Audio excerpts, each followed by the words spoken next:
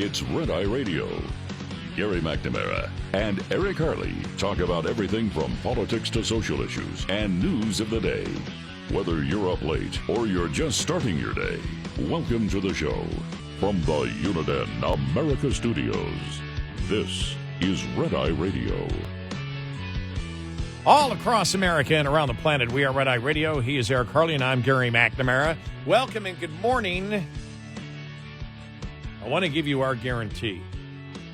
Neither Eric or I are ever leaving the United States. Well, I mean, temporarily on vacation, but I mean, that's... Yeah. We're not permanently going to leave. I'm not moving outside the U.S. Yes. Even if Democrats win again in another century or so. Now, I might go to California because parts of it are beautiful, but only temporarily. And I mean for a few hours. Yeah, but you said you're not going to move out of the United States. I know. That's what I mean by that. I mean, I will go to California, but that's as far outside the U.S. as I will go. That's just and only for a few hours. That's just so stupid. And by the way, more news. Stephen King is leaving X over the toxic environment. And you know what it is? To put it in another way, because I saw somebody else put it this way. I don't own this one. I don't own anything, really. I'm always stealing from somebody else. That's what we do in the business. Yeah, why not? No, but when I read, what does this mean when they're all saying they're leaving over a toxic environment? What it means is I only want to stay where I can give my opinion and nobody else gives their opinion. Yeah, well, tell me what about X changed on Election Day after Trump won. What changed? There were conservatives. Elon Musk bought X long before Election Day. Mm-hmm. There were conservatives on X, the back and forth, the campaigning going on and everything else. So it sounds more like you didn't like the results and you don't want to see people who are satisfied and happy about those results. You want to go where people are only miserable.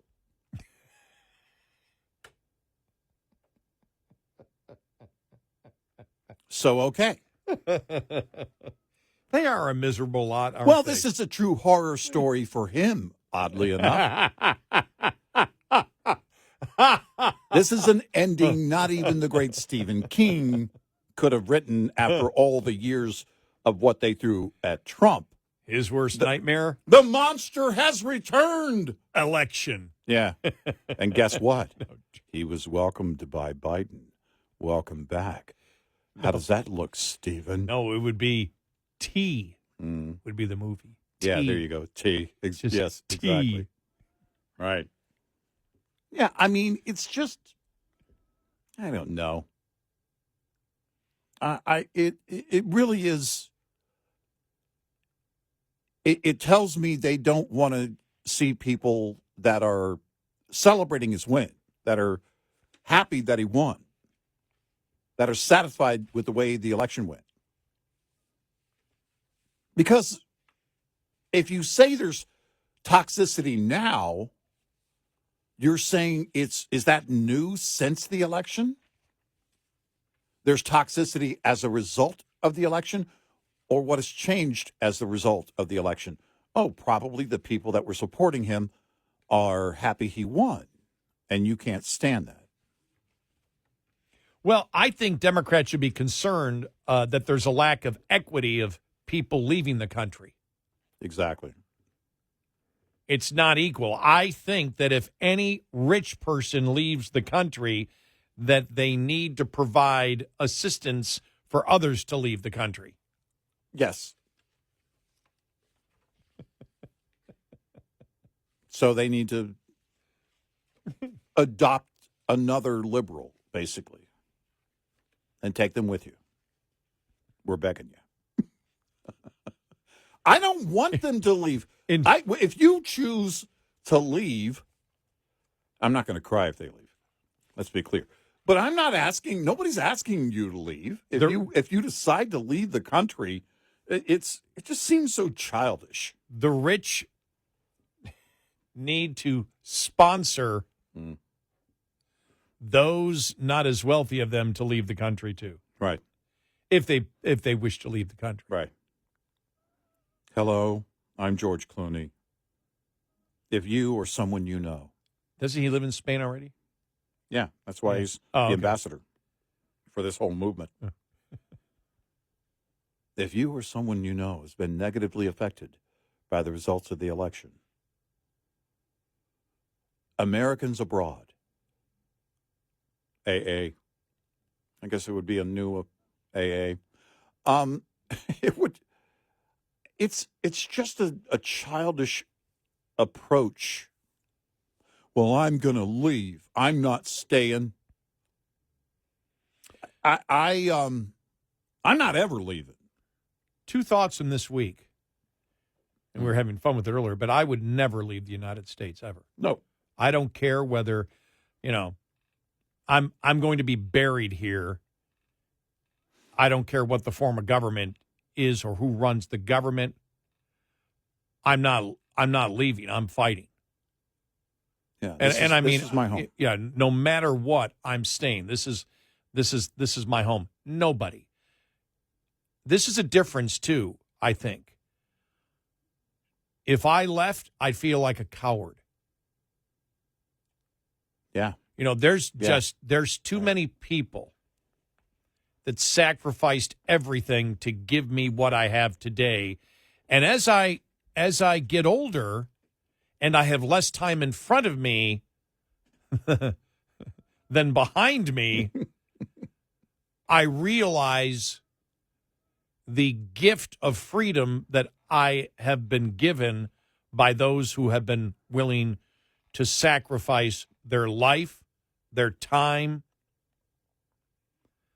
their mental state, their bodies. I would never leave. I would feel as if I'm betraying all of them if a party got in that I disagreed with. In fact, I would be more, and I know you would be too, I would be more intent on staying the worse the government was that was put into office. Yeah. To me, the fight begins anew. Right. I'm not going to give up. Are you kidding me? Never. Because Never. One election didn't go the way Never. I wanted it to go? Never. Foreign concept to me. The thought would never enter my head, ever, ever. The other thing is, I would never, ever not give people assistance when they are in an emergency situation, irrespective of who the hell they voted for. If my neighbors need help, I've talked about my neighbors the one that actually put on Facebook a few months back. If you plan on voting for Trump, unfriend me now. Mm-hmm. And I did. I didn't say anything, but I did. Mm-hmm. And I don't get the same waves back, but I always say, hi, how you doing to them? And always will. Mm-hmm. I don't hold any animosity towards them. And if they or their kids were out there and their car wasn't starting, the battery was dead, I'd pull out my nice little lithium-ion contraption, battery starter, and be the first over there to help them. If they had a tire that needed, air, they needed somebody to change the flat, I would do it. Any problem that they have, I would do it and not think anything about it, because that's what you do as an American. I remember in 9/11, remember the fundraiser we had at our flagship station, WBAP? Mm-hmm. Now, those people in New York now, and well, maybe not as much now, but back then we knew. Everybody knew Nobody talked about it because you knew that the majority of people in that city disagreed with the politics of the people in the state of Texas. I can't, it's hard for me to talk when I think about how long the line of cars were, people donating money, and we raised in that day 10 times what they thought we would raise. And people were coming up crying, I'll do anything to help the people of New York. Yep. That's what I thought about here the last couple of days. Those are the two thoughts that I had, because of those two stories out there. I think those kind of thoughts are the thoughts that most of us share. And those are the things that make our neighborhoods great, our cities great, our states and our countries great. That's what it's about. That's the individual relationship that we have and the obligation and responsibility that we all believe we have to help our fellow man. And it's I agree with you. It's most of us who feel that way. And for those who are promoting that you shouldn't cooperate with anyone who supported Trump, you shouldn't be friends with, you shouldn't get along with family members who supported Trump, and to the extent of, all the way to they're going to leave this country. If you're going to be a part of promoting that kind of division among people, then I don't know what to say. You're a huge part of what drove people from your own side to vote for Trump for the first time. Mm-hmm. Good point. And I can't make you see that. Your disdain for one person, and often it lacks anything.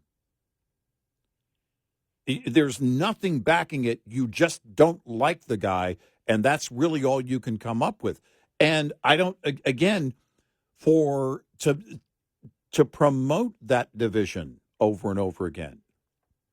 I'm not going to get along with, I'm not, and you shouldn't, and people don't behave that way in the real world. And if it makes you feel better to leave, I can't stop you. I'm not asking you to, but I won't cry about it. We have our family reunion every year, and I would guess 60-40 conservative. Probably 60, I'm guessing, but probably 60% voted for Trump and 40% voted for Harris. And we meet every year, and everybody gets along. Your family. Mm-hmm. And anybody would help each other in a second. Sure. And that's back to the whole thing, don't have Thanksgiving dinner. Right, exactly. These people really wish to separate. Yep. No, they're still promoting division. Right. And when we don't have our way, even greater reason to promote the division. Now, the humorous part of how they wish to divide us comes about, not going to have sex with any men. That may be Whoopi talking about that. She agrees with that. Might be our audio cut of the year. I think it might. But it's, again, this approach of we're going to create this division. We're going to create this division. It begs the question in that case, of how many Trump supporters were you sleeping with? Well, they were looking for the real kind of testosterone man. Oh, were they? Yeah. Oh, you mean like Tim Walz? Just kidding. They didn't mean Tim Walz. No, I did not mean Tim Walz. Yeah, nobody did.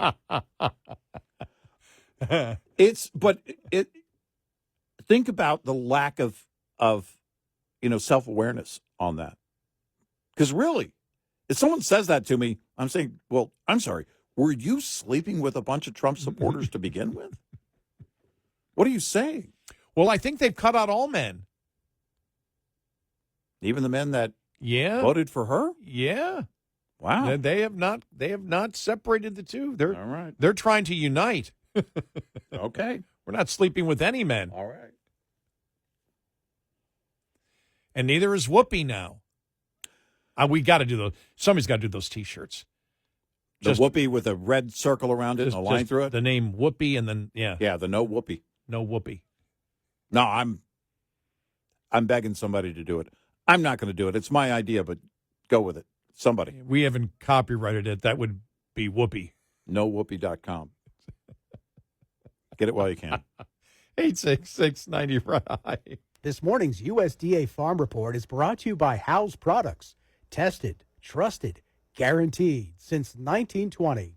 The trend continues. Beneficial moisture over much of the country. Right at the end of October, we did start to see a pattern change that has been delivering much needed moisture to the nation's midsection. The heaviest precipitation so far in November has fallen from the central and southern Rockies, eastward across the Great Plains, into the Mid-South and parts of the Midwest. USDA meteorologist Brad Rippey says the timing was perfect in that the nation was coming off its second warmest and driest October on record. And while most of that precipitation came in the form of rain, as you move into eastern Colorado and then the Rockies, as well as northeastern New Mexico, the western sliver of Oklahoma, and into the far northwestern corner of Texas, some of that coming in the form of heavy, wet snow. And that is really a great way to deliver that moisture to soils because it slowly percolates in. Although in some high accumulation areas, livestock stress was a concern. I'm Rod Bain reporting for the U.S. Department of Agriculture in Washington, D.C.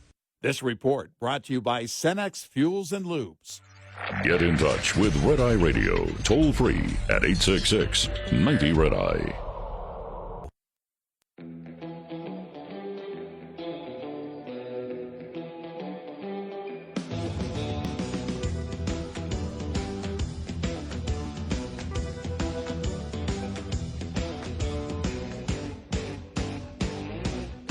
It's Red Eye Radio. He's Eric Harley, and I'm Gary McNamara. I mean, it was everywhere. It went viral yesterday. Here it is. I'm just reading here. Men everywhere can breathe a sigh of relief. Whoopi is on the sex strike, too. This. We all came from I dare. Yeah, you didn't get here by yourself, man. You can't do this without us. Yeah. And if we don't let you, you don't get any. It's that simple. It's that simple. No Whoopi from Whoopi. Yeah, well. Okay, then. Whoopi! Another Trump victory. The wins just keep happening, don't they?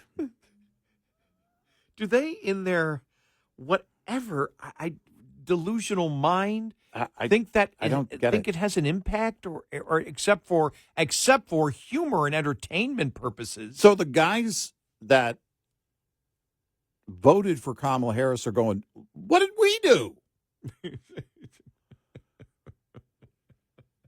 I was a dude for Kamala. I was part of the dudes for. I bought the T-shirt, dudes for white dudes for Kamala. I don't get any credit for that. No, Jeff Bridges, because I'm a dude, and this is the dude. Dude, man. I'm the dude, and this is dudes for Kamala. So I mean, since I'm a dude, and it's dudes for the dude thing. So shut up! Yeah, we get the dude. You're a nice. You seem to be a nice guy. I love your movies. Shut up. I'm the dude, man. All right. He has kind of morphed into Tommy Chong, has he not? There is zero self-awareness on the left in that regard, especially because, again,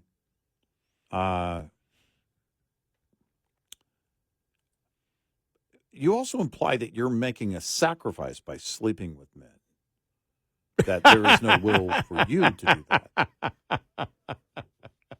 And there's just so many questions. Wow. They've only been doing this. it. They've only been concerned with the man's pleasure, huh? Is that up what's till going now, on? Remember the Obama pledges? It's like, wait a minute, you weren't concerned about those things before?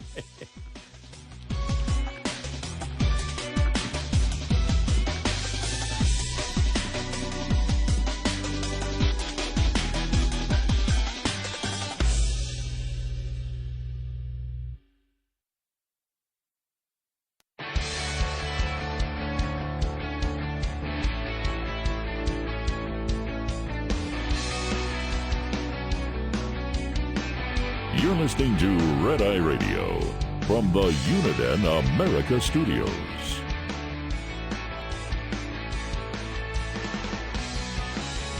It's Friday Radio. He's Eric Harley, and I'm Gary McNamara. All right, just reading some of the headlines of the Babylon Bee, as we always do, and a lot of times on a Friday. Democrats denounce Satan as too moderate. Actually, we need to double check to see if that's actually happened yet. It may have. Oh my gosh! Wow, I love it. Let me just Babylon Bee's been on fire this election season. No, it's just been great, as always. Department of Government Efficiency identifies 535 government workers who haven't done any work for years. Oh, my gosh, that's great. The best thing about it is I never read the articles. Once in a while I do. The headlines are so good. Are perfect, yeah. And then sometimes the articles, I mean, it's just more greatness when you get into the articles. I know. I mean, they're really good. One of my favorites here. Yeah. Don Lemon writing Broadway musical about leaving X. Oh my gosh, that's perfect. Oh, it's great. Whoa. I love it. Yeah. This one's really bad. Mm-hmm. White House chef excited to work with solid foods again. Wow. Yeah. Oh. Well, it's true. It's true. FBI to raid homes of all 75 million people who conspired to elect Trump. Yeah, right. Exactly. I love that one. Oh, yeah. my gosh. Oh. Yeah. Wow. Just brutal. That is greatness. Just brutal. The story about the White House chef reminds me of during the first Trump term. Remember, the White House chef was trying to mimic the Quarter Pounder, trying to cook a burger in the White House kitchen and make it like the Quarter Pounder, just like the Quarter Pounder. And they said they ended up sending people to McDonald's, late at night to get them a burger. And so, yeah, wow. Here's another one of my favorites. Unclear if angry-looking bald person is a neo-Nazi or leftist woman. Oh, wow.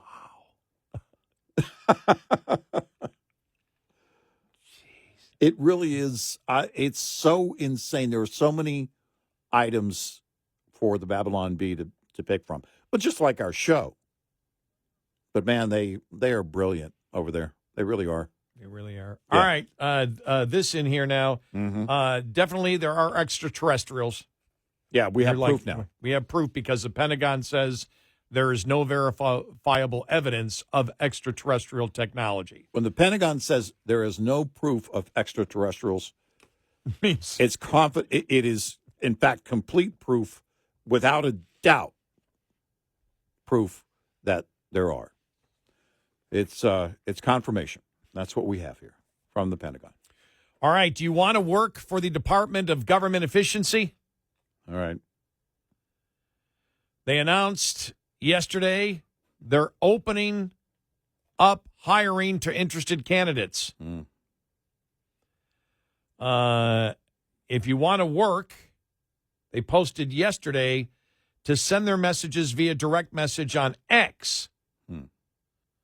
To send a direct message to the account, users are currently required to be verified to that account, which entails at least an $8 per person, or excuse me, an $8 per month premium X subscription. Okay. Wow. We are very grateful to the thousands of Americans who have expressed interest in helping us. We don't need more part-time idea generators. We need super high IQ, small government revolutionaries willing to work 80-plus hours per week on unglamorous cost cutting. There is no salary. No pay, long hours. Right. You will be unpaid for the cost-cutting and efficiency-promoting efforts. Okay. In response to an ex-user who observed the unbridled enthusiasm of wanting to be part of something of profound historical significance that will require a monumental amount of tedious, super high-quality work, Musk noted that the workers won't be paid for their efforts to cut spending and streamline government. Indeed, this will be tedious work, make lots of enemies, and compensation is zero. What a great deal, Musk wrote. Don't know if pizza will be served or lunch will be served. Yeah, right. No.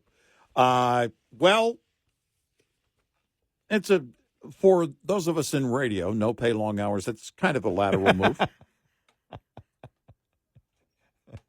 So Eric and I are leaving the show. No, right. Just kidding. Well, we can start by borrowing from the Babylon Bee. We can identify 535 government workers. I love that. Yeah. I don't know. You're probably going to have a number, I guess, of business leaders who might be on board. I mean, it starts with two guys that have a great business background. Oh yeah, I think that's that's the idea. Yeah, but how many do they need? What does it take to put that together? 12. The Pentaveret, I think, is 13. And the Pentaveret, no, I don't know. I mean, it's probably not going to be a large group. I could start with 3. Barry Weiss, Michael Schellenberger, Matt Taibbi. Twitter files. I'm guessing probably, a few from different sectors of business. But also maybe some retired government workers. I don't know. I just wonder precisely what they're looking for, what the plan is to line all this out. I mean, are they going to grab, for example, the budget from next year and go through it point by point by point? Right. If you're going to do that, you need people that are experienced in reading the government language. Yeah, right. And also the government math. But the government language is key. The government language, because the way they word things, yeah, is key to, when you plain English all of that from, and you translate that to plain English, all the government language, it quite often is a great deal of waste. In fact, I'd have to say most of it. For anybody who's asking, because we keep saying this because people still don't know, and if you go on Twitter and X, people that are all for this have no idea. This is not an official government agency. No. It is. It's a private thing being done. Now, they are going to consult with the Office of Management and Budget, right, which is where they're going to be able to get the budget from to actually look at it and then lay out what the ridiculous things are that we do for spending. Right. But this is going to be a year. It's going to be a year and a half project, which means constantly, I don't know, at once a week, it's going to be coming out. Here's a list of all the insane things that we're paying for. You and I talked about this yesterday. Elon Musk and Ramaswamy have no ability to cut anybody. Right. There's no authority. Right. There is no authority here. They're simply doing this and then going to hand the report over to the Trump administration. Will it get anywhere? They're not going to get this Congress or any Congress in my lifetime to agree to cut $2 trillion. A year. A year. Yeah. No. And there will not be $2 trillion a year in wasteful spending that they can get rid of. They may identify $2 trillion in wasteful spending. There's no way they'll be able to cut it. Right. That's impossible. It's politically, you're not going to get. You can't do it. It's just not going to happen. Right. But it is a great education to the public because you got to grab the public's attention, as we talked about, and I'm repeating this in case people might not know about it if you're younger than us. In the 80s and even the 90s, there used to be a book that came out every year we called it the pig book. It was the pork book. I don't remember the official name of it, but it was all the pork barrel spending from government. And it would do what we brought to you yesterday, listed crazy and insane things. You go, what are you talking about? The government spends money on that? Well, this is stupid. What does it accomplish? Right. Well, it might be a benefit. It's not good enough for a benefit for the debt that we're creating. But once a year it would come out, and we'd all talk about it for a day, and we might talk about that spending was too great, but that we would only talk about. We might reference it again, but it isn't what they're doing, which is hopefully every week coming out with the list where, and then because it's going to be on X, you get to vote on what's the most ridiculous thing. It makes it more of an interesting game to play. Therefore, you get more 1,000, millions, tens of millions of people that understand that the problem is there. And which is a good thing, because when you talk about spending, it really wasn't an issue this cycle. The national debt wasn't an issue. No. And there's no way that you can say, well, it's fine, everything is fine, it's not a problem. They tried to say that for years. And the fact of the matter is, it's a massive problem, because now we're looking at the interest on the debt taking up a huge chunk of the budget every year, just the interest on the debt. And at some point, when we can no longer service the interest on the debt, is the tipping point, and it won't be this commission branded a Department of Government Efficiency making suggestions.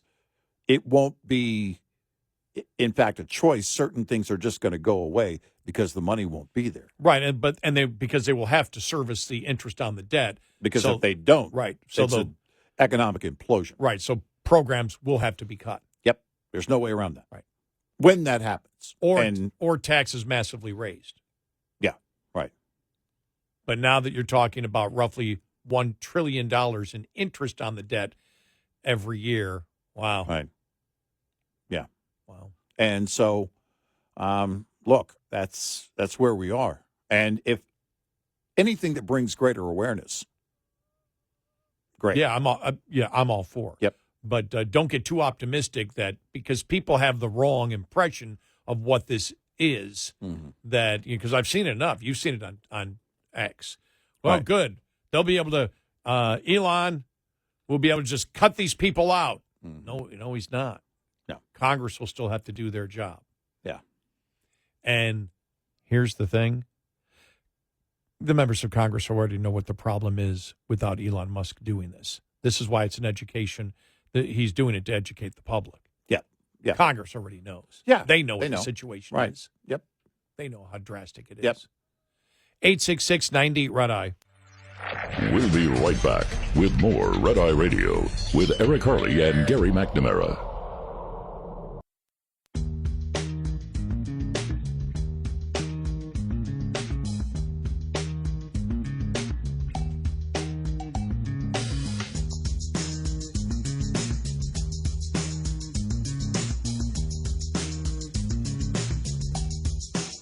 It's Red Eye Radio. He is Eric Harley, and I'm Gary McNamara. Welcome and good morning. All right. Whew, what a week it's been, huh? Yeah, what a crazy week. What does next week bring? Oh, boy. What does a weekend bring? I still think that the long-term story is, where do the Democrats go? Where do the Democrats go? Is the Democratic Party going to be in 5 years? Where are they going to be? How are they going to change? How do you go from dividing, which is their strategy? It's been their strategy, and we've talked about it for the longest time. Now they admit it. Right. Victim, oppressor, identity politics, judge people by groups and not individuals. Create more victims, therefore you create more oppressors. All you do is divide. How do you continue that year after year? They're finding out they can't. Where do they start again? How do they start again? I don't know where they go. Neither do I. It's because it has to start with the messaging, and the moment they try to change the messaging, they lose their core. Yeah. You can't abandon your core. And you lose your donors because the donors are the radical left. Right. Soros. Right. Soros isn't going to be. Yeah. How do you keep Soros? Oh, you know something? We're now for a border wall. Yeah, right. And we're for funding many more police and prosecutors that are completely different than what you've been offering money to support the radicals campaign for the last, 15 years. So where do your donors go who are incredibly radical? Right. When you're losing more and more people on your agenda, you're going to abandon your base? You can't do that.